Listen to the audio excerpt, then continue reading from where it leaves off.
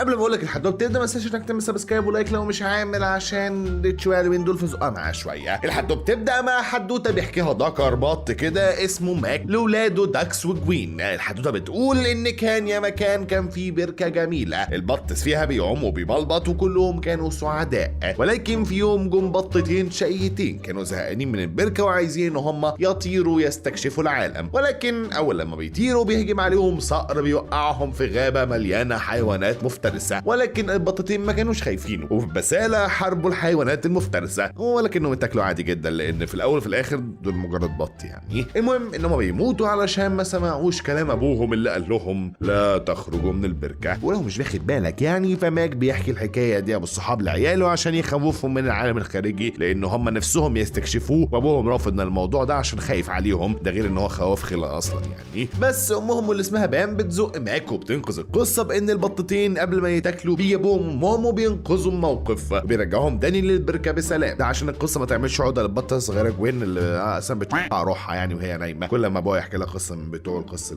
دي، بس مش موضوعنا. عائله البط بقى دول بيكونوا عايشين سعداء وبلبطه وبطبطه وكل الحاجات دي، لحد لما في يوم بيجي السر ببط مهاجر كده شكله نضيف وازرقاني كده وحلو وحليوه، هو بيقعد شويه ساعتها في البركه وبيبقى معاهم بطايه كده ابو الصحاب حلوه كده اسمها كيم، بطايه مسكوفي كده فاهم انت يعني انا ليه بعمل كده على بط يعني مش موضوع في ايه يعني انا خايف من نفسي دلوقتي. المهم يا ابو الصحاب في داكس بقى فاهم انت بما ان هو مراهق وهرموناته طافحه عليه وماشي يوقوق ليل نهار في البركه، فساعتها بيروح عشان يشقطها، ولكن بعد شويه كلام بتبدا تقنعه ان قطيعه ينضم لقطيعها ويهاجروا سوا ويستمتعوا بقى بالرحله جدا، ولكن ماك ساعتها بيتدخل وبياخد داكس وجوين من لباسهم وبيكون عايز ان هو يمشي، ولكن عائله القطيع التاني بتقول لبام ان هم رايحين لجامايكا وان هو مكان جميل جدا لدرجه ساحره، وبتفضل توصف المكان لبام اللي بتغرب جدا بيه وبتكون عايزه هي وداكس وجوين ان هم حتى ابوك يا اسطى يعني ما في الكلمه انا انضم ليهم يعني، ولكن طبعا ماك بيرفض وبيطرد العائله التانيه وبياخد عائلته من لباسهم وبيمشي عشان خايف عليهم من المخاطر اللي بره بركه السبع اللي هم فيها دي، ولكن بام ساعتها بتبدا انها تردح لماك بقى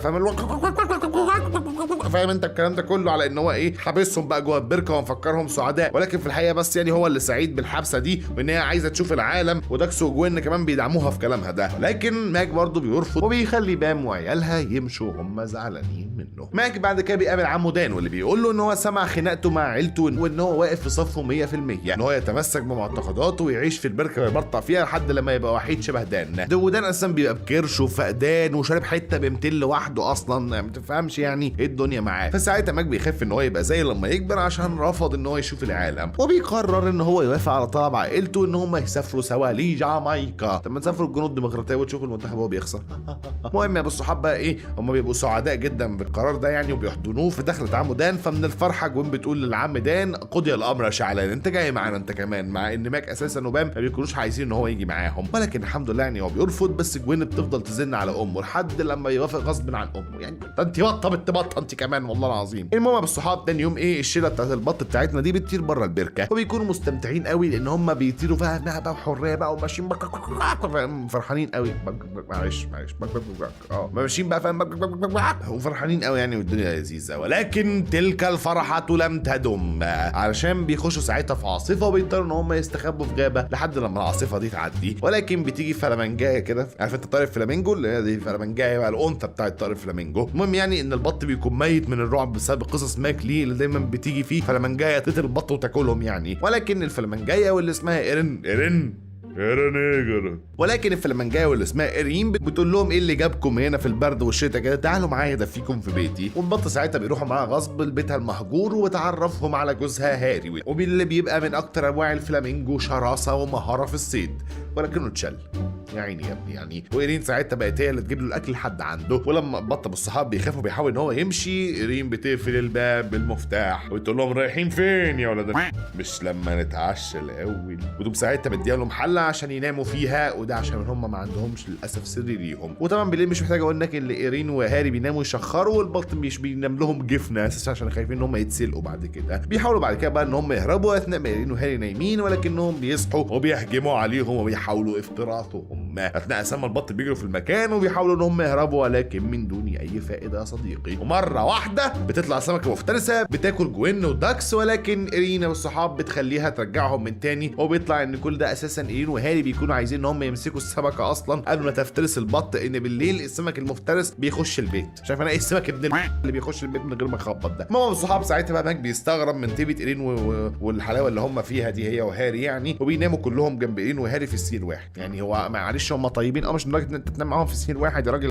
انت في ايه يعني؟ انت راضي ان هاري الفلامينجو ينام جنب مراتك البطه؟ يعني انت فاهم؟ يعني هو لما يصحى كده فاهم يفوق من النوم يلاقي جنبه بطايه، هيتخيل هيعمل فيها ايه؟ اكيد هينتفرشها يعني. تاني يوم الصحاب إيرين بتودع شيرة البط اللي بينطلقوا عشان يكملوا رحلتهم، وبعد شويه طيران بيطلعوا يطيروا ويحلقوا في السحاب اللي شكلها بيبقى رائع جدا، ولكن بيقطع فرحتهم ان هم بيكونوا وصلوا مدينه البشر، وبيفضلوا ساعتها يطيروا فيها وهم عشان عمالين يخبطوا في المباني بقى فاهم يمين وشمال ومش عارفين اصلا يطيروا بسلام. تقريبا هم قاعدين العاصمه الاداريه، ولكن بعد لما بيقعوا بيبداوا ان هم ياخدوا انفاسهم ويتفرجوا على المدينه. بس العم دان بيقع في غابه وبيروحوا عشان ينقذوه، اثناء ما بيقع قدام سندوتش بسطرمه مش عارف ده جاي منين اساسا يعني، وبيكون عايز ان هو ياكله، ولكن بيهجم عليه الحمام وبيحاولوا ان هم يسرقوا منه السندوتش ده في نفس الوقت اللي البط بيوصل ويساعد العم دان. ولكن يعني للاسف ماك بيقوم جاي مزودها حبتين وقام جاي شتم الحمام بالام، اللي هو يعني يا دين امي ده شتم الحمام بالام، يا لهوي ياما فاهم يعني، راح الحمام في نور الله الله الله امك زاجل. دي مصيبه في مجتمع الحمام. فطبعا زعيمه الحمام واللي اسمها تشامب بتيجي وبتقول مين شتم الحمام بتاعي يا ولد انتوا بقى كده. ساعتها مهدده ماكو وتقول له لو راجل هعيد اللي انت قلته. فماك ساعتها بيقول لها حضرتك انا بطه غلبانه مش راجل اساسا، وبام ساعتها بتتدخل قبل ما تشامب تفشخ ماك يعني، وبتعمل صفقه معاه ان هم هيقسموا السندوتش بالنص وخلاص يعني. وساعتها تشامب بيوافق وبيتصاحب على بام يعني عادي جدا. وبام ساعتها بتساله يعني هم ازاي يروحوا لجامايكا، فتشامب ساعتها بيقول لها ان هو عارف شخص هيوصلهم هناك في ثانيه واحده، وقام جاي واخدها لصاحبه، ولا بيبقى صقر محبوس في قفص في اوضه شيف في مطعم. وهي من الواضح ان الصقر ده حزين فشخ، وده علشان هو محبوس بقاله سنين ونفسه يقابل عائلته في جامايكا، ويفضل ساعتها يعيط وهو بيوصف الطريق لماك. بس بيصعب على داكس كده فاهم انت، وبيقرر ان هو لازم يساعده بان هو يجيب المفتاح من المطبخ ويفتح له القفص. في الاول بقى بالصحاب ماك بيكون رافض لان هم مش هيخشوا المطبخ برجليهم ونتسلق جوه، ولكن بيوافق بعد لما داكس دماغه بتقفل اساسا، ولكن بشرط واحد ان هو هيروح لوحده عشان ما يعرضش داكس للخطر. ويوم ساعتها بتسلل المطبخ وبيشوف الطباخ اللي بيكون عمال يفشخ في بقيه الطباخين عشان مش عاجبه طبخهم. المهم ان الصحاب بقى ايه ماك بيشوف المفتاح وبيتسلى عشان ايه يسرقه وسط الطباخين اللي عمالين اساسا يطبخوا بط حواليه. يا نهار اسود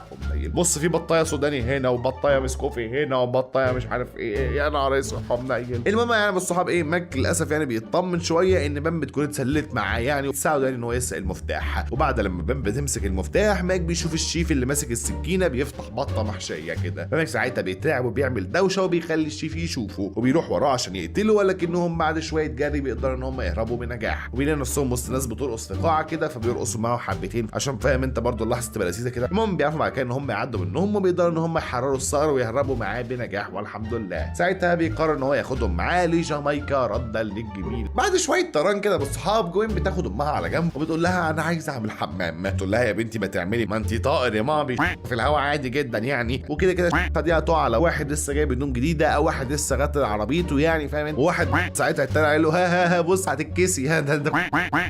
المهم يعني ابو الصحاب ايه جوين ما بتكونش متعوده على عمل الحمام في الهواء يعني، فقال له معلش يعني ممكن اخش التيوريت يعني، وبتخلي ساعتها السرب كامل ينزل عشان هي عايزه في مكان متداري. بقول لا مش بطه.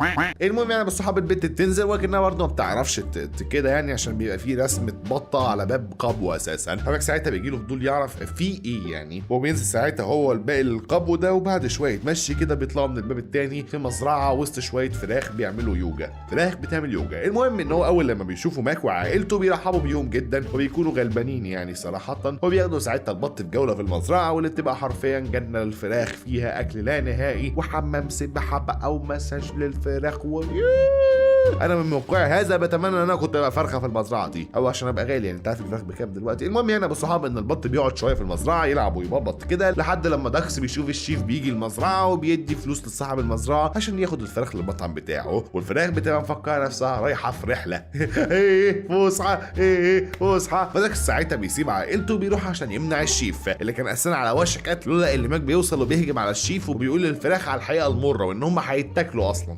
والله طعمهم حلو قوي. هم بيخليهم بعد كده ايه يكعبلوا الشيف ويهربوا، اثناء ما البط والصقر بياخدوا بعضهم وبيهربوا. وبيبقى من الواضح ان الشيف كده بالصحاب اخذ الموضوع شخصي وهيعمل معاهم الدنيئه وهيعمل دماغه بدماغ بطه حرفيا. يعني احنا انت شيف اهبل اساسا. المهم الصحاب بيقوم واخد بعد كده الهليكوبتر بتاعته، ده بجد واخد الموضوع شخصي يعني. المهم بيروح عشان يدور بقى على ماكو بقيه البط اللي معاه واللي بيبقوا اساسا بيريحوا في ساحه فندق يعني. ساعتها هو بيقفشهم ابو الصحاب كلهم في شبكه ما عدا داكس وجوين اللي بيستخبوا ما بيقدروش انهم يعملوا اي حاجه. الشيف بعد كده بيقوم واخد البط على الهليكوبتر بتاعته دي وراجع للمطعم عشان يطبخهم، ولكن في السكه مش بيستسلموا، بيهجموا على الشيف وبعد خناقه كبيره كده بيقعدوا يرموا عليه حاجات لحد ما بيغمى عليه وبيتفتح باب الهليكوبتر وكانوا هيقعوا اساسا ويموتوا لولا ان داكس وجوين بيوصلوا بينقذوهم بنجاح والحمد لله. بيكملوا بعد كده رحلتهم لجامايكا وبعد طيران كتير قوي يعني يا ابو الصحاب بيوصلوا لجزيره جامايكا واللي تبقى ساحره فعلا زي ما كيم قالت ومنظرها ولا جزر المالديف. والصقر ساعتها بيرجع لعائلته من تاني بعد فراق سنين، والبط اخيرا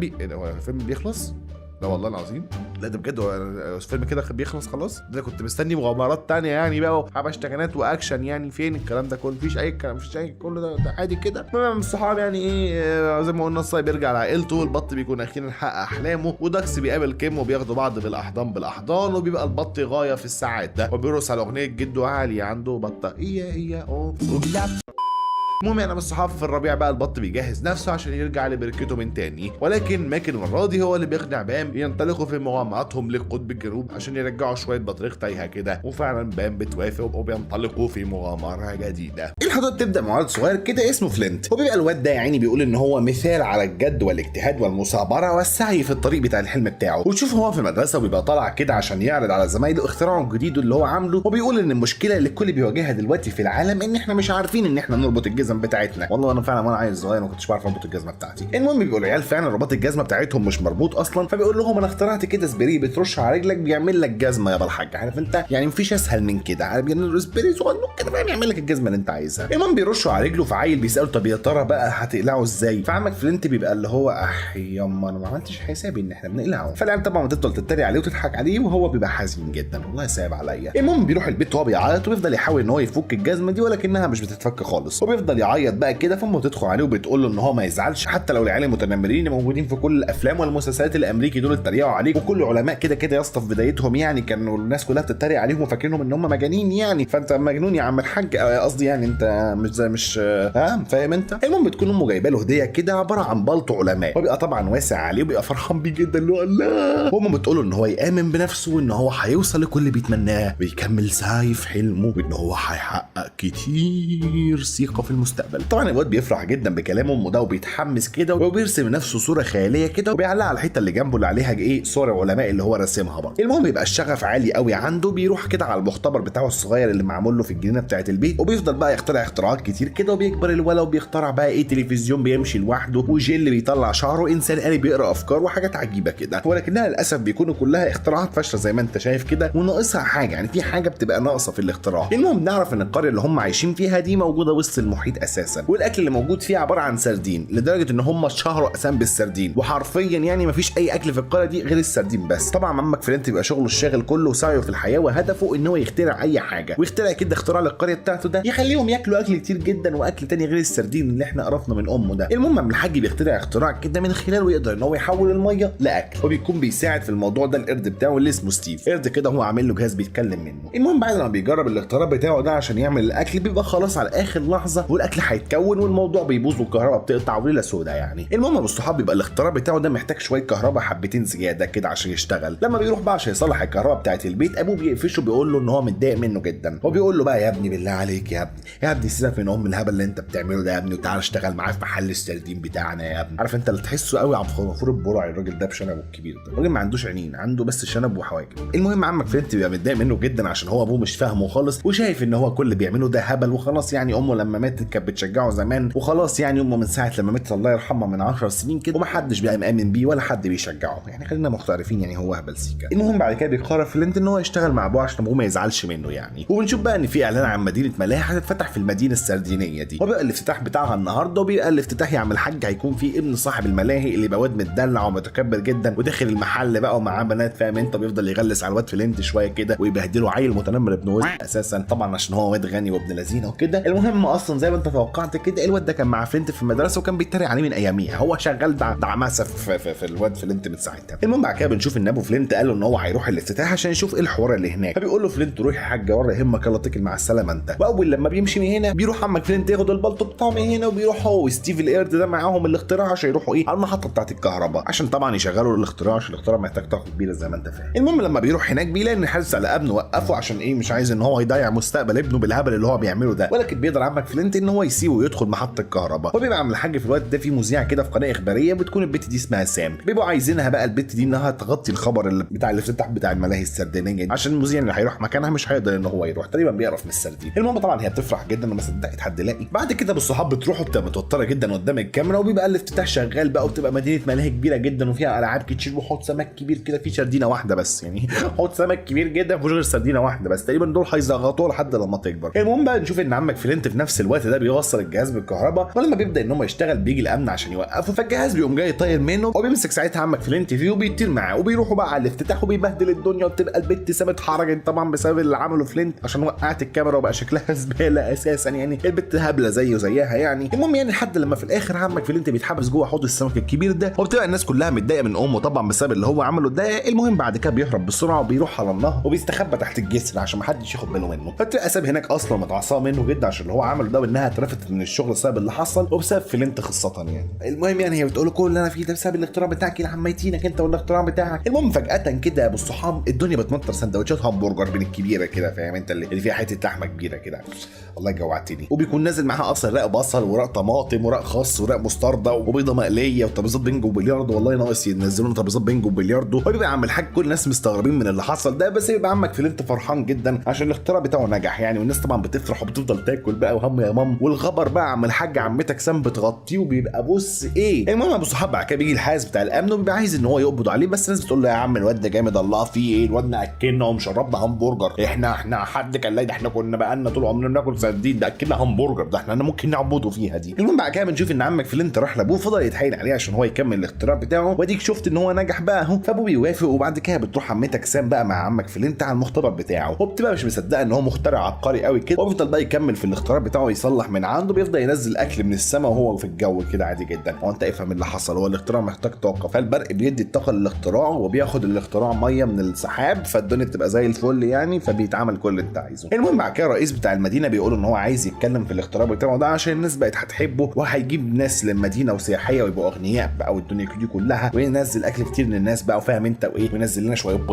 بيتزا فاهم انت وايه، وفرايد تشيكن بقى فاهم، انا عايز دبوس بتاع كنتشيكي ده عايز والله العظيم انا جوعت. المهم بعد كده بيسيب عمك فلنت الشغل مع ابوه بيشتغل مع المحافظ ويبقى كل يوم بينزل اكل فاهم انت بالطلب يعني، وبياخد طلبات من الناس ويبقى الخبر انتشر في العالم كله عشان يجوا يزوروا المدينه دي، حتى الخبر وصل عندنا في مصر في الفيلم يعني سبحان الله. المهم بالصحاب بنعرف ان المؤشر بتاع الخطر اللي في الجهاز ده لازم ما يعديش اللون الاصفر، وبنشوف ان عمك فلنت عمل هديه كده للبت سام وبيكون عمل لها قصر من الجيلي اصلا عشان هي حبت الجيلي وكده. المهم بقى بيفضلوا يتنططوا يلعبوا في الجيلي كده بيبقوا هما الاثنين مبسوطين جدا وفي مشاعر حب ما بينهم. وبعد كده بالصحاب بيقعدوا يتكلموا شويه كده وبتقول سام لعمك فلنتون وهي صغيره كده كانت زيه وبتحب بقى انها تكون مذيعه بقى تقدم احوال طقس في المدرسه للعيال، بس هم كانوا بيفضلوا يتنمروا عليها، عارف انت المدارس الامريكيه دي بنت مش فاهم انا كلها متنمرين كلها كده. المهم يعني كانوا بيضحكوا عليها عشان شكلها وانها كانت لابسه نضاره كبيره ولما شعرها دي الحصان بقى فاهم انت وكده، فوالله طب اعملي كده دلوقتي عشان انت لازم ما يهمكيش كلام الناس وانت تبقي قويه وسترونج اندبندنت وومن والناس تحبك زي ما انت يعني، ولما بتلبس النضاره وتلم شعرها بيبقى شكلها برضو عادي يعني زي ما هو. مش فاهم انا فين الفرق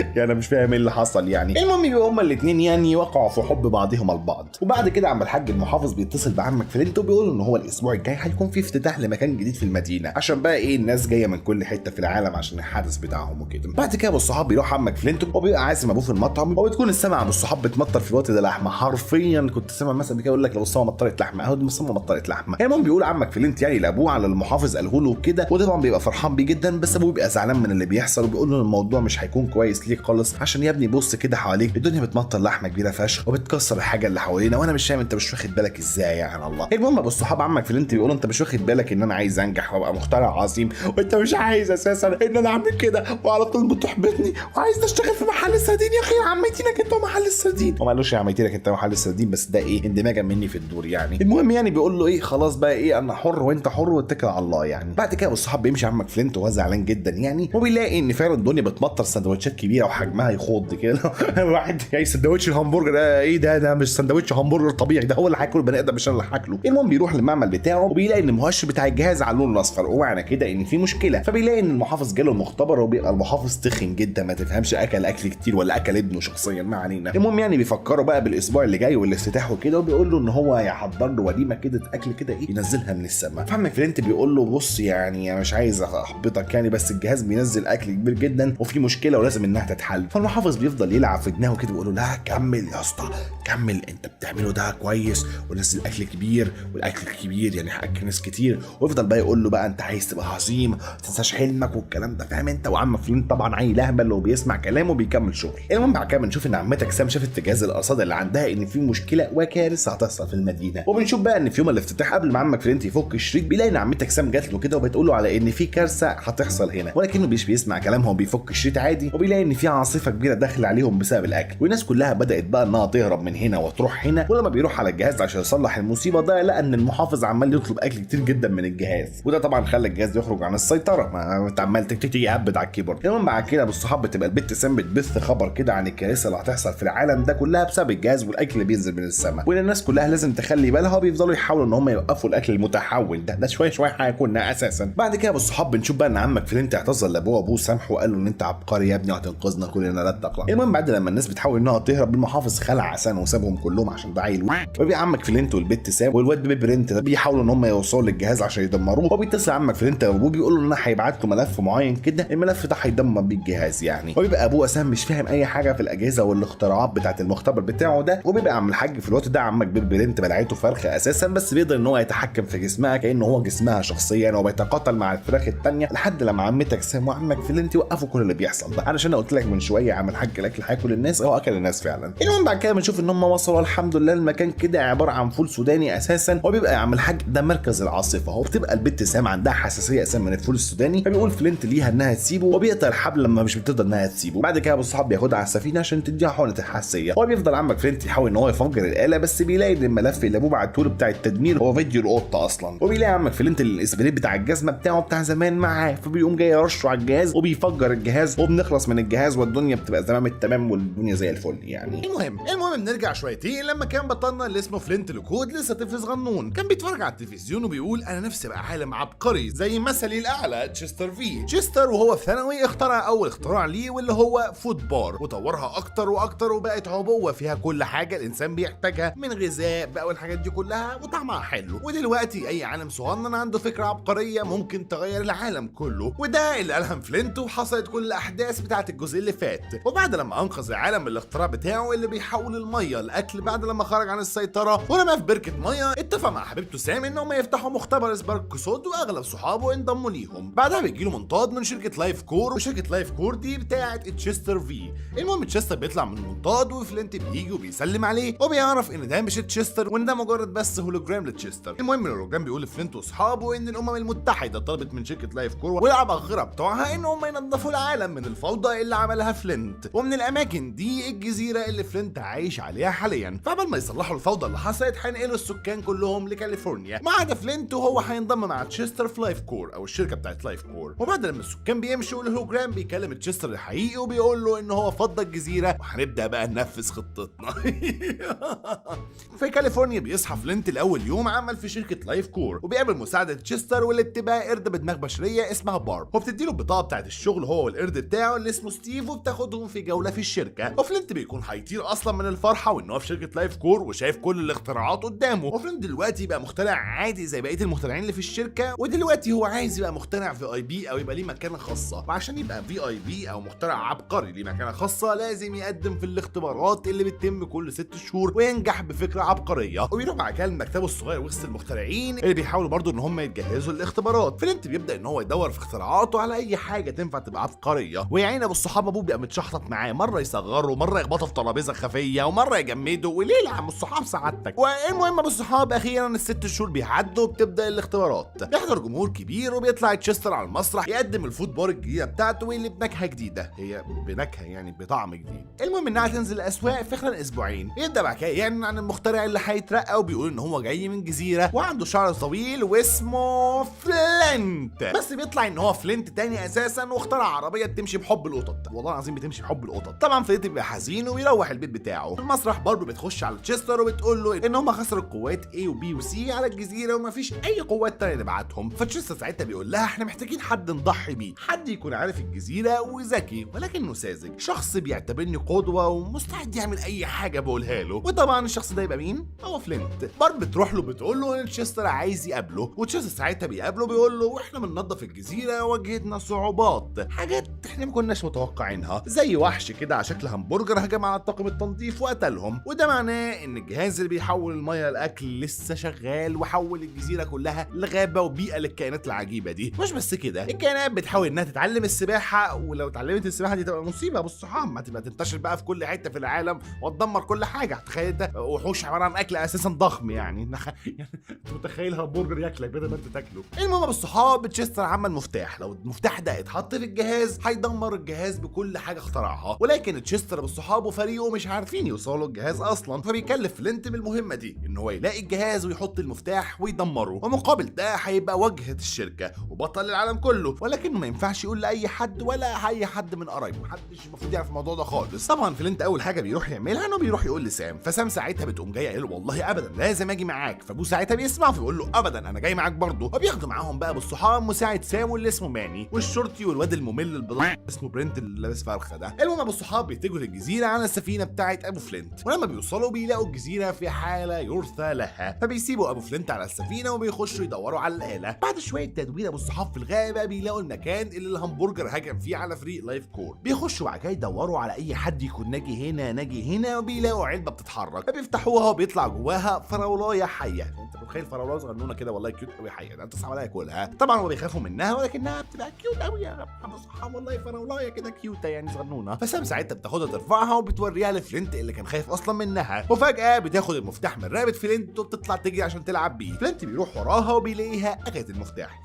امك طب لما اكل امك انا دلوقتي اعمل في امك ايه؟ ساعتها هم بيضطروا ان هم ياخدوها معاهم لحد لما تبقى تعمل بقى نداء الطبيعه وياخدوا هم المفتاح، ولسه بيبصوا قدامهم بيتفاجئوا من المنظر اللي قدامهم، ليمون بيطير وبطاطا عامل نفسها صيد قشطه وكميه حيوانات وكائنات بالهبل، يعني ما تفهمش الاكل قلب حيوانات. وبيكون تشستر في الوقت ده وباربي بيراقبوا الشله من بعيد لبعيد ولا كأننا شايفين اي حاجه. الهمبرجر بيهجم على الشله وبياخدوا ديلهم في اسنانهم وبيجروا، الهمبرجر بيجري وراهم لحد لما بيوصلوا للطريق مسدود، وقبل لما يقتلهم بتوصل شركه لايف كور فبيهرب. تشستر وباربي بعد كده بيسالوا فلينت مش المفروض المهمه سريه ولا ايه يا روح امك، وانت ليه شايل الفراولايه في الشنطه يعني لما قصدت الكلمه. ولما بيعرفوا انها اكلت المفتاح ساعتها بيخوفوها فبتعمل زي الطبيعه على نفسها وبيرجعوا المفتاح والحمد لله. لو بخي يما خلاص شخت على روحها. تشستر ساعتها بيقول لفلينت انت ايه خطتك يا اسطى؟ فلينت بيقول ان هو عايز يوصل للمختبر بتاعه ويتواصل مع الاله عشان يعرف مكانها، فتشستر بيقول له يا سلام يا اسطى من عينيا، خد الحراس بتوعي معاك وتوكل على الله، مش عشان يراقبوك ولا يقتلوك لو خرجت من السيطره. لا يا باشا ما تظنش فيها الظن السيء ده عشان يحرسوك يا باشا مش اكتر. المهم فلينت بيوصل للمختبر بتاعه مع تشستر وسام وبارب، وبيلاقي الكمبيوتر بايظ من الميه بتاعته، فاخد الهارد وكام حاجه كده هو محتاجها ومشى، وبالكام حاجه دي يقدر ان هو يخترع خوذه عامله زي شعاع كده بالصحاب تعمل له زي شعاع كده لحد الاله، فبيبداوا ساعتها يتبعوا هم الشعاع ده ويمشوا وراه. في الطريق بيهجم عليهم سندوتش تاكو عملاق وبيبدا ياكل في الحراس بتوع تشستر، فالشله ساعتها بتجري ما عدا سام اللي بتلاحظ التاكو ده عنده عيال يا جدعان تكاكيس كده صغننين يعني، وان هو سام بيحميهم مش اكتر، ولكن سام بتمشي عشان تلحق باقي الفريق. بتقول لفلينت انها حاسه احنا بنعمل حاجه غلط يا اسطى ان احنا بنوقف الجهاز ده وان احنا نخلي كل الكائنات دي تختفي، الكائنات دي حساسه يا عم الحاج، اصلا ده سندوتشات يا عم انت بتقول ايه؟ المهم تشستر بيقول لفلينت سام دي عدوه نجاح اوعى تسمع كلام، تعالى بس اما اقول لك يا بالصحاب سيبك منها بس ايه البت دي. طبعا سام بتزعل من راي فلينت وبتمشي مع الباقي اللي هو اخصى عليك يا واد. فلينت مع باربي وتشستر بيوصلوا للجبل اللي فيه الجهاز، والباقي وهم في طريقهم بيقابلوا الهمبرجر متوحش وبيهجم عليهم، ولكن سام بتقول ان هو بس خايف مننا فعشان كده بيهجم علينا، فبتحط ايدها على راسه وبيتحول لحيوان اليف، تحسه تحول كلب جولدن فجاه كده اللي هو ايه يا عم الحاج ما كانش حد شايفك وانت بتاكل الناس من شويه كده. بالصحاب بقى سام عملت ايه؟ سام والشله بيعرفوا ان تشستر بيكذب عليهم وان الكائنات دي مش كانت خطيره ولا حاجه، واكيد الراجل ده بيحضر لحاجه شريره احنا كاننا مش عارفينها. الشله كانت لسه هتروح تحذر فلينت بيهجم عليهم جنود تشستر وبيجمدوهم. عند فلينت وبارب وتشستر بيخشوا الجبل اللي فيه الجهاز، وبيكون الجهاز في مكان بعيد شويتين ولازم تتسلق كريستالات كده عشان توصل له. فتشستر ساعتها بيقول لفلينت يلا يا بابا بقى يلا يا حبيبي خلاص مهمتك وروح يا بابا يلا. يلا فلينت بعد شويه تنطيط بيوصل للجهاز والحمد لله بنجاح، وكان لسه هيحط فيه المفتاح ويدمره بيشوفه هو بيعمل طفل جديد لعائله المارشميلو، فبيفهم تدمير الجهاز ده شيء خاطئ اكيد، وبيرجع في كلامه من تاني. تشستر بيجي عشان ياكد عليه ان هو يدمر الجهاز، ولما بيلاقي ان هو اتردد ان هو يدمر الجهاز بيقول له بس كده يا عم حاج انا هدمره بنفسي. فلينت بيحاول ان هو يمنعه ولكن للاسف مش بينجح، وتشستر بينجح ان هو يحط المفتاح في الجهاز عشان يدمره، ولكن الغريب الجهاز ما اتدمرش ولا حاجه، انما الجهاز اتعاد برمجته من تاني على شركه لايف كور، لان الخطه بتاعت تشستر كانت الاساس ان هم يسرقوا الجهاز ويستخدموا هو والكائنات في الفوتبول بتاعه. اخص عليك يا ولد تشستر. فلينت ساعتها بيتصدم ان مثله الاعلى واللي كان مشرفه قدام الناس كلها بتاع كذاب. بيحاول ساعتها تشستر ان هو يرميه على الجبل عشان يقتله، لولا ان المارشميلو انقذوه. بيربع كام نابول فراولايه ان سام والشله اتخطفوا، فبيقرر ان هو ينقذ الشله بتاعته وينتقم من شركه لايف كور، بس فلينت وابوه مش هيعرفوا يعملوا حاجه لوحدهم، فالفراولايه ساعتها بتندق على الكائنات بتوع الجزيره كلهم عشان يساعدوا فلينت وابوه. يلا المهم الصحاب فلينت بيقف بعد كده مع الحيوانات والكائنات العجيبه دي، هي مش حيوانات يعني بس هو سندوتشات تقلب على الحيوانات يعني، ما علينا. المهم ان هو بيقف يدي فيهم خطاب ولازم ان احنا نعمل ونسوي ونخلي، وطبعا فراولايه واقف يترجم الصوت العجيب اللي بتعمله ده. ابو فلينت بيصنع صناره ضخمه بترمي فلينت جوه شركه لايف كور، وبيلاقي بعد كده ان تشستر حابس كائنات كتير في كبسولات عشان يعمل منهم نكهات او اطعمه كتير يعني، فبيقول للفراولايه انها تحررهم عبال ما هو يوقف تشستر. تبدا معركه ما بين كائنات او الحيوانات والحراس، وطبعا الحيوانات بتكسبهم بكل سهوله ويسر، وعند فلينت بيوصل لباربو تشستر واللي بيكون معلق الشله وهيرميهم في جهاز هيحولهم هم شخصيا لفود بار، تقريبا ده كانيبال ده ولا ايه. فلينت بيستسلم، ولكن تشستر بيقول له انا كده والصحاب مش هسيب اي شهود اساسا عشان كده هقتلهم، ما تحاولش معايا. بعد كده عمل نفسه نسخ كتير، ولازم فلينت يلاقي النسخه الاصليه وياخد منه الريموت بتاع التحكم بالاله عشان يعرف يوقفها، ولكن فلينت بيقول له يا اسطى انت عبيط ولا ايه؟ هل انت عبيط يعني؟ ما انا ممكن اعطل الاله وخلاص بالاختراعات اللي معايا صباح الفل يعني. وبعد لما فلينت بينقذ صحابه راح مع الحيوانات ورا تشستر عشان يرجعوا الجهاز منه، وبارب بتغدر بتشستر وبتاخد منه الجهاز، وقبل لما تشستر يقع في الاله اللي بتحول الحاجات للفود بار الهمبرجر ساعتها بيلقطوا وبياكلوا. يلا بدل ما تتعمل فود بار وناكلك كلنا ناكلك انا لوحدي. بارب بتدي الجهاز للشله والشله بتشكر لها قصدي تشكرها يعني، وبيقول لها انها تنضم ليهم، وفلينت بياخد الجهاز وبيرجعه تاني على الجبل عشان يكمل ان هو يخلق بقى المخلوقات بتاعته دي كلها. وبينتهي الفيلم مع فلينت وهو بيصطاد مع ابوه شويه سردين. يخرب بيت ام السردين اللي هم عاملين ياكلوا، عندهم كل اكل بياكلوا سردين كده، ياكلوا فراولايه كيوت ويخلصوا. الحدوته بتبدا مع ولد اسمه اوراين، وبيبقى طفل لسه في ابتدائي ونفسه ان هو يعترف بحبه لبنت اسمها سالي، ولكنه مش بيعرف عشان ببساطه بيخاف من حاجات كتير، وفي الحاله دي هو خايف ان هو يعترف لها بحبه فيتم رفضه للاسف. المهم بالصحاب الواد بيخاف من حاجات كتير جدا، وخوفه ده مبالغ فيه من كل حاجه، حتى مثلا ان هو بيخاف ان هو لما يضرب السفونه الحمام يتسد والمدرسه تغرق مثلا، او ممكن يطلع له تعبان عنده مؤخرته، او مثلا ان هو يجاوب على اسئله المدرسه مع ان هو عارف الاجابه بس خايف يعني ان هو يغلط في الاسم ولا حاجه وكل يضحك عليه، وشويه بقى خوف من المهرجين اللي ممكن يطلعوا له من البلاعه او الدبان او حاجات متخلفه كتير كده بدل ما اقولها لك يعني، خليك متوقع ان هو حرفيا بيخاف من ظله يعني، ده اللي ناقص يعني. المهم بعد ابو الصحاب لما متنمر من المدرسه بيتنمر عليه بيروح البيت، وسالي بتعرض عليه ان هو يروح معاها القبه السماويه، ولكنه مش بيعرف ان هو يرد علشان بيكون خايف كالعاده يعني، وخايف فاهم ان حاجه هتحصل غلط كده، فبيقول لها والله يعني بابا شاف الشات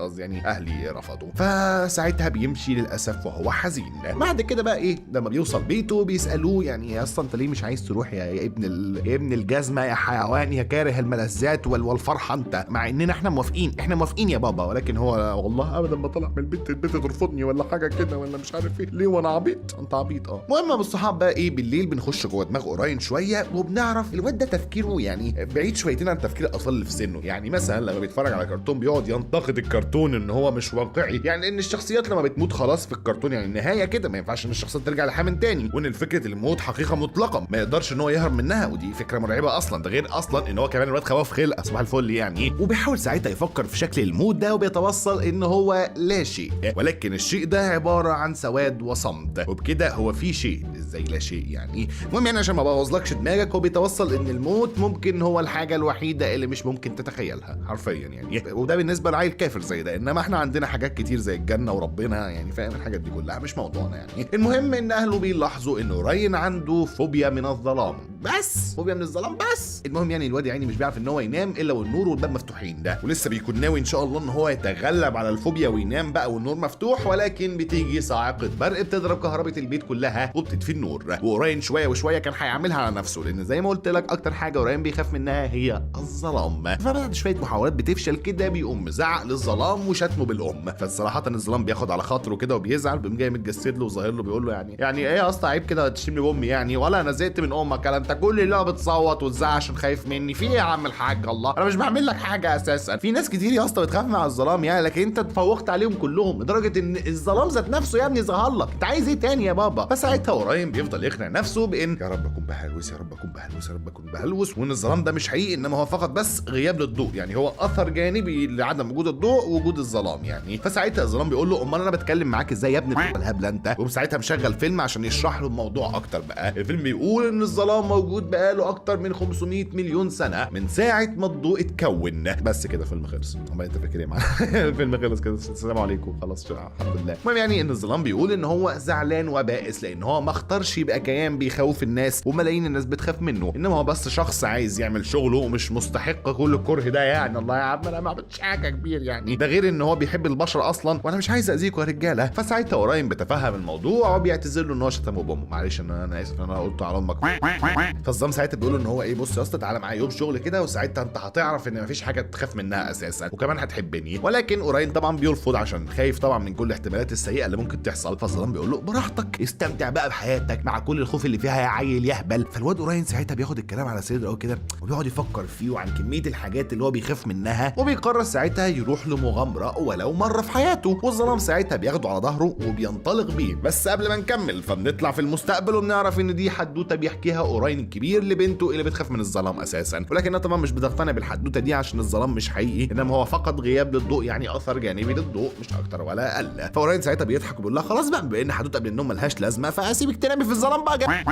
فبنته ساعتها بتقول له تعالى هنا يا عم الحاج خلاص كمل الحدوته فيه، انا بقول لك بس اللي في دماغي مش اكتر. فساعتها الواد اوراين بيكمل الاحداث ان بعد لما الظلام اخده على ظهره وطاروا في السماء حوالين الكره الارضيه والظلام بيحل على كوكب الارض. ساعتها الظلام بيقول لاوراين ان هو ليه مزايا زي مثلا الالعاب الناريه الجامده فشخ اللي مش بتبان الا بالليل، ولكن يعني الواد اوراين يعني بيكون على اخره اسام من الخوف وبيقول للظلام حتى ممكن ترجعني البيت عشان تقريبا انت مش حاسس بميه على ظهرك. طبعا الظلام ساعتها بيحاول ان هو يملص من السؤال ده يعني اللي هو يرجعه البيت وكده، ولكنه بيضطر ان هو يجاوبه وبيقول له ان هو لازم يرجعه بعد 24 ساعه عشان مساله الليل والنهار يعني ما ينفعش يرجع نص الطريق ويسيب النص التاني في النهار، يعني دي مصيبه لو الفجر اذن والشمس ما طلعتش يعني الشمس بعد كده تطلع من مغربها بقى والدنيا تبوظ يعني. بالبلدي كده هو ما ينفعش يرجعه تاني بيته عشان دلوقتي الدنيا نورت. وبما ان الصحاب اوراين ما عندوش اي اختيار غير ان هو مثلا هيرجع بيته مشي اللي هو على بعد 160 كيلو او ان هو يروح مع الظلام لحد بكره، فبيقرر ساعتها ان هو يروح مع الظلام وخلاص بقى نعمل ايه يا رجاله. نفس الوقت اللي الضوء في الجانب الاخر من الكوكب عمال يتمشى عشان يطلع النهار اللي كل الناس بتحبه عشان بقى يبداوا يومهم بقى النشيط الحاجات دي كلها. والله انا عن نفسي اساسا كائن ليل وبحب الظلام مش حوار يعني. المهم بالصحاب ان الكائن الظلام بيقول لاوراين ان هو تقريبا اهم كائن لان من غيره بقيه الكائنات الليليه ما كانتش هتعمل شغلها. وساعتها الظلام بياخد اوراين لبقيه الكائنات اللي بيبقوا بيلعبوا بوكر وبيشربوا بوكر وفي مكان مخصص للكائنات واللي بيبقوا كائن الهدوء، كائن النوم، كائن الصوت، كائن الاحلام السعيده، وكان اوفر ثينكينج بعد 12 بالليل اللي بيمثلني وبيمثل ناس كتير اللي هو كيف بدا الخلق بعد 16 بالليل، بس مش موضوعنا يعني. المهم يعني الكائنات دي كلها بتهزق الظلام لان هو جاب طفل معاه لانه ممكن يبطئه، ولو بطئه والضوء لحق بيه الكون كله هيتدمر. والاحلام السعيده بقى اللي بتبقى افضلهم وزي كده قائده ليهم بتقول لهم ان الاستراحه خلصت وكل واحد يرجع لشغله، بما فيهم الظلام اللي اتامر ان هو يسيب اوراين يرجع البيت لوحده وهو بقى يروح يكمل شغله. بس الظلام ساعتها بيقدر ان هو يقنعهم اللي هو هيخلي معاه الواد اوراين 24 ساعه، بالمقابل اوراين مش هيقعد يصرخ كل ليله ويزعجهم يعني. فساعتها كانت بتوافق وبتسيب اوراين معاه، واضح ان الواد اوراين كان خانقهم في حياتهم يعني. المهم ساعتها بالصحاب الظلام بياخدوا بيفرجوا على بقيه الكائنات اللي تشتغل في الليل بس وهي بتأدي شغلها، زي مثلا النوم اللي تتاكد ان كل المخلوقات نامت وما جالهاش ارق، وتقريبا الكائن ده مش معاه عنوان بيتي اساسا يعني، مش عارف انا ما اعرفش انام بالليل ليه اصلا. المهم يا بالصحاب ان احنا بنروح للكيان اللي شغال معايا 24 ساعه واللي بيكون كان الارق او التفكير المفرط اللي بيمشي بقى يشوف اي حد نايم مرتاح في ودان امه، يا تعالى بقى نطرطر في ودانك احلام سيئه وتخليهم بقى قلقانين ومش عارفين ان هم يناموا من كتر التفكير ابن البيت او حاجه ده انت كائن اساسا. الله يحرق امك، ليه تفكرني بالاكس بعد وانا نايم؟ ليه اول ما احط دماغي على السرير تيجي تقوم جاي مفكرني الاكس بقى وتخلينا نقعد نتخيل سيناريوهات وهميه مش هتحصل اساسا، عميتين امك كانت. المهم بنكمل ساعتها بالصحاب مع بقيه الكائنات، والمره دي مع كائن الهدوء اللي بيشوف اي ازعاج وبيسكته بطريقته، وعلى عكسه كائن الاصوات الغير مفهومه اللي بيجي في وقت زي الليل مثلا ويعمل اصوات بقى كائن الكلام بيحركوا العفش والشقه اللي فيك اساسا ما فيهاش حد، فاهم؟ وانتوا هتقعدوا تفتكروا عفريت اساسا، بس ده طلع كائن بيهزر معاك يعني. انما بقى اخر كائن هو كائن الاحلام اللي بيخش في دماغ الناس وبتساعدهم بان هم يحظوا باحلام سعيده تساعدهم في حياتهم، وبرضه ده معهوش نوم بيتي. طبعا يا ابو الصحاب انا مش محتاج اقول لك ان اوراين اول لما بيشوف كائن بيشتغل بينتقده، زي مثلا كائن النوم اللي بيخنق الناس بالمخده عشان ينيمهم، اللي هو نام يا نام غصب عن امك هتنام. او مثلا كان الارق اللي اوراين بيشتموا بامه يعني بصراحه دي يستحق الشتيمه يعني. او مثلا كان الهدوء اللي بيخلي مفيش نفس لدرجه انه بيتخنق من كتر الهدوء اساسا. او كان الاصوات الغريبه اللي وظيفته ان هو ويخوف في الناس بس يعني. او كان الاحلام اللي بغلط بسيط ممكن تحول حلم شخص لكابوس يعاني منه طول حياته. واضح ان الواد ده غلط معايا يعني واضح ان الكيان ده عمل يعني انا مش عارف اقول ايه، انا اسف. الظلام بيشوف اوراين حزين بسبب الكلام اللي الكائنات قالته عنه ان هو ما تغلبش على اي خوف عنده، فالظلام ساعتها بيثبت خطأهم، بيقول له على الاقل انا كسرت خوفك مني. فاوراين ساعتها بيفرح وبيكمل مغامرته معاه. وما تنساش ان احنا في حدوته اوراين الكبير بيقولها لبنته الصغيره لا اكثر ولا اقل. المهم ان هو بيكمل مغامراته مع الظلام، ولكن المره دي بدل ما ينتقد بقيه الكائنات بيصلح حاجات بسيطه غلط كده هم بيعملوها، ومش بيبقوا زعلانين يعني ان هو بيساعدهم ومهتم بشغلهم، زي مثلا كان النوم اللي بينقذ كوب قهوه من ايدين الراجل قبل ما يقعد يتكسر ويصحيه يعني. او مثلا كان التفكير المفرط اللي بدل ما يخلي الناس تقلق بحياتهم وماضيهم والاكس سابتني ليه وانا شكلي وحش ولا ايه ومناخيري كبيره كده ليه، يقعدوا بقى بالصحاب يفكروا في اسئله فلسفيه وجوديه على الاقل هيستفادوا. او مثلا كان الاصوات اللي ملهاش لازمه وحرفيا هو بيبقى الناس اللي معاه وخلاص يعني. او مثلا كان الاحلام اللي بيساعدها في الافكار اللي بتنتجها. او كان الاخير واللي بيبقى الهدوء اللي بيفهمه ان نوع الاصوات اللي بيشيلها، زي مثلا صوت طفل مزعج، صوت مدير بيزعق لموظف، وهكذا يعني. الاصوات دي يبقى شيلها يا معلم، انما ما تشيلوش مش لازم يعني. صوت تصوير الحقل ده بيبقى نوعا ما مزاج برضه وطرب. دلوقتي يا بالصحاب ضوء النهار بيكون جاي من بعيد، ايوه انا شايفه على مرمى البصر، والظلام ساعتها بيشتم فيه وان هو متعالي ومغرور على الفاضي، وكل الناس بتحبه مع ان الظلام بيعمل اكتر منه اساسا. فالضوء ساعتها بيقول له هو انا كل يوم اجي الاقيك متاخر يا ابن انت في ياض يا ابن انت في انا كل يوم يا ابني باجي اجيب امل وبهجه للعالم وانت عكسي تماما، فبطل صياح بقى لو كمل شغلك عشان اعرف اكمل شغلنا كمان. لا معلش بس تعالى اركني جنبك كده معلش يا عم الضوء. انت امل مين يا ابو الصحاب؟ احنا كل يوم بنصحى خايفين نشوف الدولار وصل 100 جنيه ولا لسه، تقول لي يا امل ده امل. المهم يا ابو الصحاب يعني معلومه كده على الجانب ان الضوء قادر على محي كائن الظلام لو خط بس من فوقيه، انما كائن الظلام غير قادر على محي كائن الضوء بالبلدي يعني عشان تبقى فاهم، عشان مهما عمل مش هيقدر ان هو يتخطاه، لان الضوء طبعا بيجي الاول. عارف انت البيضه ولا الفرخه الاول؟ طبعا البيضه. طبعا انا بالنسبه لي اساسا ان كائن الظلام اكيد وجوده كان قبل وجود كائن الضوء، يعني اكيد كان قبل وجود الضوء كان في ظلام، فبس هو الضوء جه مع الظلام اكيد يعني. المهم يعني يا ابو الصحاب مش موضوعنا الاسئله الفلسفيه دي، المهم ان الظلام بيكمل شغله ودورته لحد لما بيوصلوا لبيت مظلم، وحتى بعد كل ده فاوراين مش بيقدر ان هو يخش البيت لان هو بيكون خايف من العتمه اللي جواه، وبيخلي ساعتها الظلام يخش فيه، وبيتكلم ساعتها الواد الواد في ظهره ان هو بيحب النهار اكتر لان هو فيه ضوء والوان ودفء كده اكتر. فالواد الظلام بيزعل كده وبيقلب بوزه على اوراين لحد لما بيعتذر له وبيتراجع عن كلامه قدام بقيه الكائنات الليليه كلها. ولكن الكائنات الليليه كلها بتبقى حسمت قرارها بانها بتحب النهار اكتر لانهم على الاقل قادرين على رؤيه الالوان اللي فيه، وان بدون الظلام كان زمانهم شغالين مع كائن النهار، فبكده الظلام هو المشكله يعني انت من غير امك كان زماننا شغالين بقى مع كائن النهار ومبسوطين ومفرفشين، انت اللي راجل ابن يعني. طبعا ابو الصحاب ساعتها بيهزقوا الظلام وبيقرروا ان هم يفضلوا قاعدين ويبقوا كائنات مع الضوء بعيدا عن الظلام الكئيب ابن ده، والظلام ساعتها بيمشي لوحده مع اوراين او بسبب اوراين يعني، ولكن بدون الكائنات الليليه التانيه. فالليل ما بقاش ليل، بقى مجرد ظلام،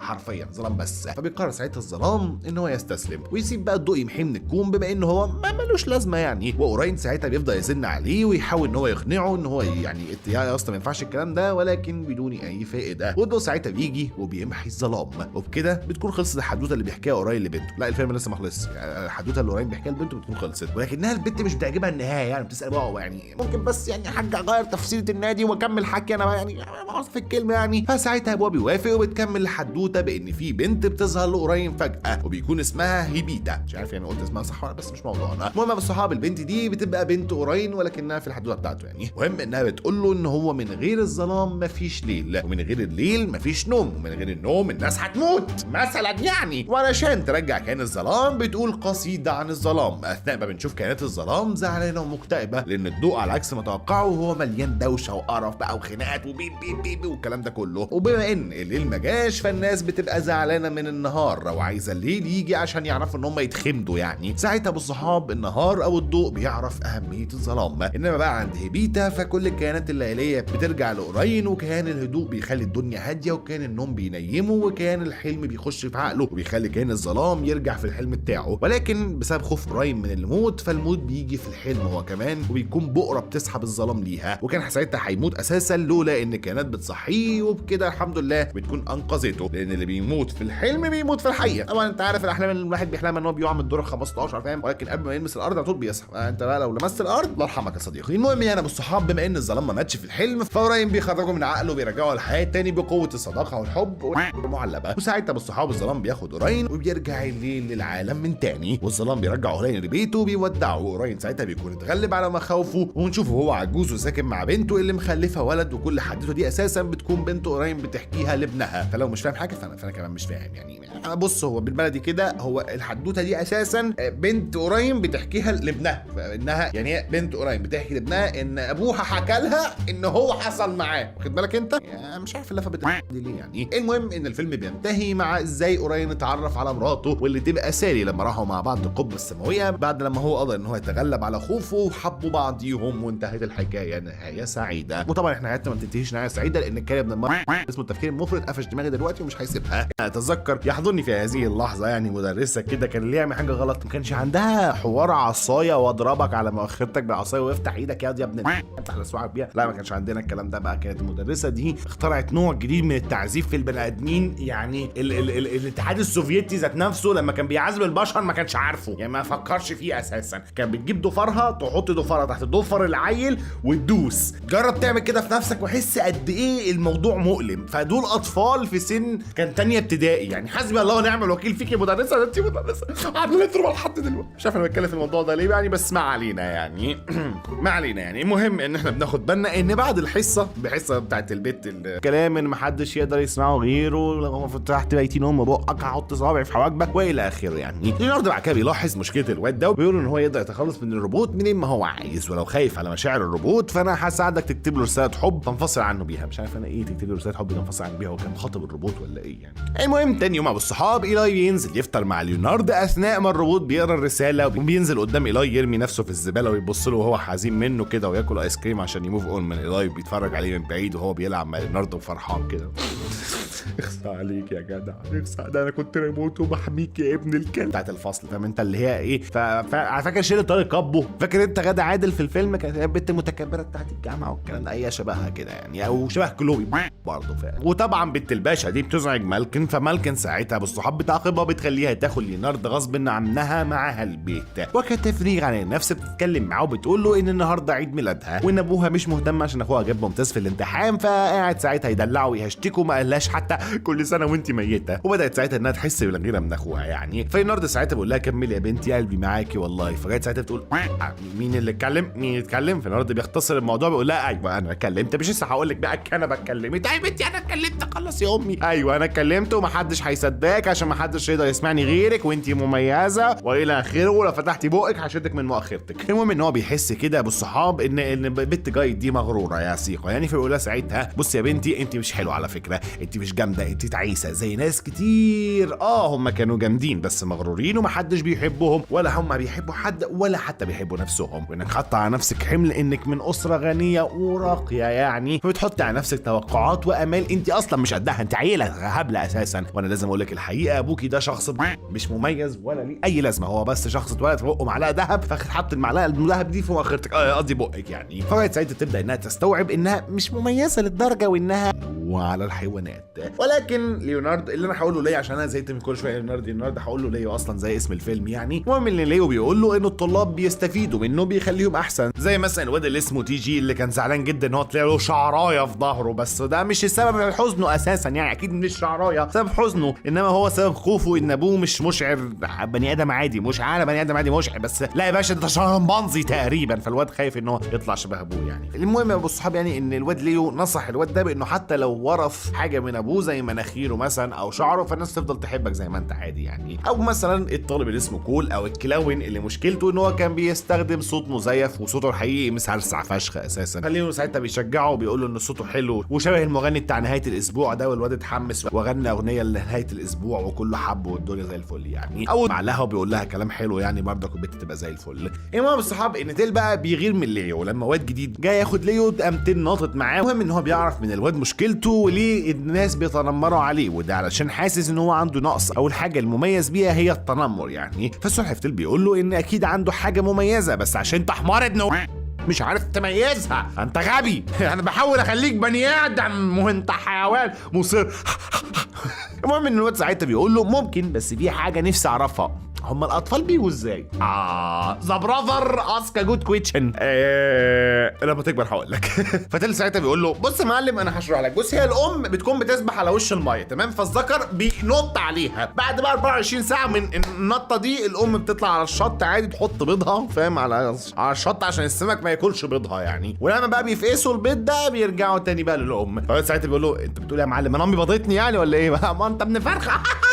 المهم يعني فبيقول له رميه ساعتها من الواد طبيعي اللي قال انا امي بضتني يا ابن قام جاي رميه من الشباك. ولولا اساسا يعني النهارده كان لحقه يعني قال له بص يا ابني انا فاهم انك زعلان عشان انت ساقط ومش هتبقى مع اصحابك وان انت لسه ما تعرفش شغفك، بس في حاجه مميزه فيك يعني، في حاجه لله، ولكنك لسه صغير او طفل بريء يعني، فاستمتع بطفولتك وايامك وان شاء الله هتوصل لشغفك في يوم من الايام يعني. فالواد المتنمر ده بيرتاح كده. متشكرين والله عامل ايه. المهم بيشكر بعد كده ليه وبيوديه الفصل تاني يوم عادي جدا. مالكن بقى بتقول للطلاب ان كل طالب اخد ليوناردو عنده يوم، فمن هنا ورايح هتاخدوا تيل وهتسيبوا ليو، ولكن محدش من الطلاب بيكون عايز تيل اصلا. ولكن يعني بالصحاب مالكن بتستغل ده وبتقول لهم ان هم لو عايزين ياخدوا ليو معاهم فلازم يتفوقوا، واللي يتفوق هياخد ليوناردو معاه. ادينه تليفونات ليه اساسا. وساعتها الواد بقى بيصور ليوناردو وهو بيتكلم وبيفضحه بقى فاهم ان هو بيقول لكل شخص ان هو مميز، وان هو اصلا بيقول لكل شخص نفس الكلام، ولا هو مميز ولا نيله وانتوا علم عميتين ابوكوا وانا عارف لكم المدرسه دي. فالطلاب ساعتها بيعرفوا الحقيقه وبيخيب املهم في ليوناردو اللي هو انا كنت فاكر نفسي مميز وانت بتكلمني لوحدي، طلعت بتتكلم لا اله الا الله. عارف انت لما تصاحب بنت صايعه فاهم تبقى مصاحبك انت وصحابك كلهم، فهو عمل شبه كده وانت فاهم ده انا كنت فاكر انا لوحدي طلعت مشترك يا بنت المهم يا بالصحاب بعد كل اللي حصل ده الطلاب بيعرفوا الحقيقه وبيخيب املهم في ليوناردو وبيمشوا بعد لما مالكن سمعتهم بيتكلموا مع ليوناردو وعرفت هي كمان الحقيقه وخلتهم يروحوا بيتهم لاجازه الاسبوع، وهي بقى بتاخد ليوناردو البيت. تعالى لي يا ابن بتبدا بعد كده انها تهزقه عشان اخد نجاحها وكل ده، مفكره انها كانت مدرسه كويسه اساسا، ولكن ليوناردو كان هو السبب في كل ده. طب والله ده معناه ان انت مدرسه فاشله وان ليوناردو هو اللي شاطر، مش معناه ان ليوناردو اخد نجاحك، انت اللي فاشله يعني. المهم دلوقتي يا بالصحاب ان الوليه دي وحيده وبقالها سنين في التدريس لحد لما عجزت، وبعد كل ده هي لسه برضه مدرسه بديله، لان هو اصلا مش متعود ان هو يصطاد يعني، لحد لما بيوصل لقبيله سحالي كده وحيوانات بقى اللي هو حراره في عيد ميلاد جايد واللي بيعظموه، ويبدا ساعتها ان هو يحكي لهم عن كل اللي حصل له وان هو خلاص قرب يموت اساسا. فالسحالي ساعتها بيقولوا تموت ايه يا عم ده انت لسه شاب اصلا، مين الحمار اللي قال لك ان السحالي بتموت عندها 75 سنه؟ السحالي بتعيش لحد 110 اصلا. فالنرد ساعتها يقول ايه ده بجد والله؟ ايه ده بجد والله؟ امال مال العظمه كبرت ليه كده يا رجاله؟ والله يعني انا النهارده عادي يا اخويا، والله انا في العشرينات وجسمي جسم واحد عنده 70 سنه اقسم بالله وممزوق في ظهري ليله سودا يعني، ما تاخدش بالك عادي. ده انت لكاكه قوي فعلا. هم ظنوا فيه ظن سيء، احنا اسفين يا معلم والله ان احنا ظننا فيك ظن السوء ده وان انت راجل معلم كباره واحنا اسفين يعني. المهم بيعتذر لهم بعد كده ان هو كذب عليهم ان كل واحد بس هو اللي يعرف يسمعه لوحده، وكلهم ساعتها بيحضنوا بعضيهم وليوناردو بيعيط بقى وكل حاجه تبقى تمام يعني. والمره تيل بيقابل ليوناردو بيعتذر ان هو غار منه بدل ما يدعمه، وليوناردو ساعتها بيقبل الاعتذار. والله يا ابني انا كنت فاكر ان فاضلي سنه في الحياه مستكتر فيها السنه دي يا ابن المهم في اخر الفيلم بعد كده بنشوف مالكن بتدرس اخر حصه للطلاب. ايه ماما جابت بيبي. المهم الفصل الدراسي بعد كده بيخلص والطلاب بيتخرجوا من الابتدائيه وبيودعوا ليوناردو وداعا حارا بعد ما هم اتعلقوا بيه جدا. والله انا محتاج ليوناردو ده يجي يقول لي في ايه مشكلتي في حياتي عشان احلها. مش تقريبا حدش في الحياه مش انا في حد منجس لي حياتي مش عارف هم مين. لو اعرف لو ان ليوناردو يجي يقول لي مين ابن ده طلع ديك امه بس اهو هو ده. طبعا بالصحاب بقى مالكن يعني سيبنا من احلام انا دي. مالكن بقى ساب نجاحهم كمدرسه، فالمدير فتح فصل خاص بيها تدرس فيه يعني، وليوناردو وتيل هيبقوا معاها في الفصل، والدنيا بقت لذيذه كله زي الفل ولسه ليوناردو عايش يعني والدنيا لطيفه.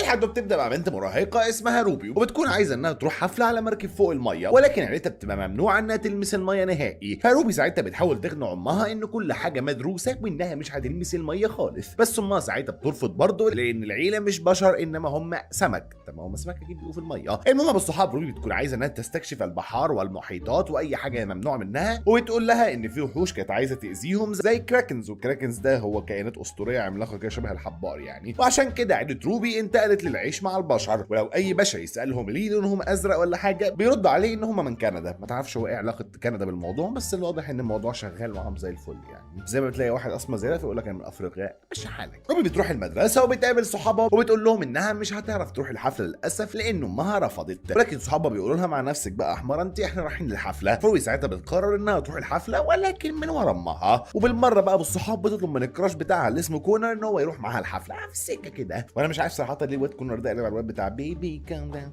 كام داون. ما علينا. المهم انا بالصحاب روبي بتروح له عشان تطلب منه ان هو يجي مع الحفله، ولكن بيحصل حادثه والواد بيتكعبل على السكيت وبيقع في البحر، يلا في داهيه. ولكن روبي عشان تنقذه بتضطر انها تنط هي كمان في الميه، بس بتتشعلق في الشعب المرجانيه وبتبدا انها تغرق. الله، طب ما هي سمكه اصلا يا رجاله. وعشان كده بالصحاب قبل ما تموت بيطلع لها مجسات وبتتحول لوحش ضخم، وبتقوم جايه منقذه الواد كونر وطالعه بيه على الشط، ولسه بتبص حواليها مش بتلاقي كونر تماما. فبتروح ساعتها للمدينه وبتلاقي الناس متجمعه حوالين كونر وبيحكوا عن البطله الجديده اللي انقذت كونر. في الاول روبي بتفكر انها هي، بس طلعت انها بنت مصننه كده اتنشن يعني، بنت 60 في 70 اسمها تشيلسي. بتخسر كتير ولا ايه؟ المهم بالصحاب انها لسه جايه المدرسه جديد ولقت كونر على الشط مش عارف ان هو يتنفس فانقذته، وقاعده بقى تحكي اللي حصل وعايزه تاخد اللقطه مع عيله اتنشن من 60 في 70 يعني. روبي بعد كده بتحس بتعب واحساس غريب فبتجري على المكتبه عشان تلاقي اي كتاب يفهمها اللي بيحصل ده، ولكن مره واحده بتلاقي نفسها بتكبر وبقت كراكن عملاقه، وبتفضل تكبر لحد لما بتكسر المكتبه باللي فيها واللي عليها، والناس ساعتها بيقدروا ان هم يشوفوها من بعيد. ومن ضمن الناس دي مين بالصحاب؟ امها. فتقوم جايه راكبه العربيه ورايحه وراها جري، وفي السكه بالصحاب بتلاقي نفسها خبطت اخوها اللي اسمه بريل ده فبتاخده معاها بالمره السكه كده بالصحاب.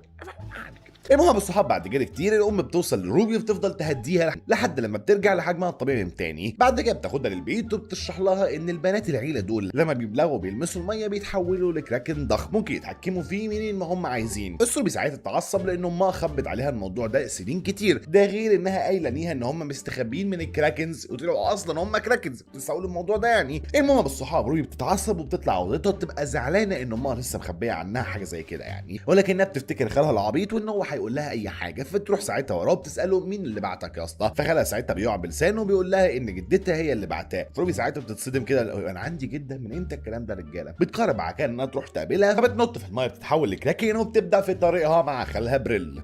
هتغسل بيه المواعين ده ولا ايه؟ بعد رحله طويله سيقه روبي وخالها بيوصلوا لقصر الجده، وروبي بتعرف ان جدتها تبقى ملكه الكراكنز وان روبي من السلاله الملكيه اساسا. المهم جدتها بترحب بيها وبتاخدها رحله في المملكه، بتوريها بقى الاسماك والكائنات البحريه والى اخره، وبتقول لها ان الورث ده كله بتاعك يا بنتي. فبتقول لها وريثه؟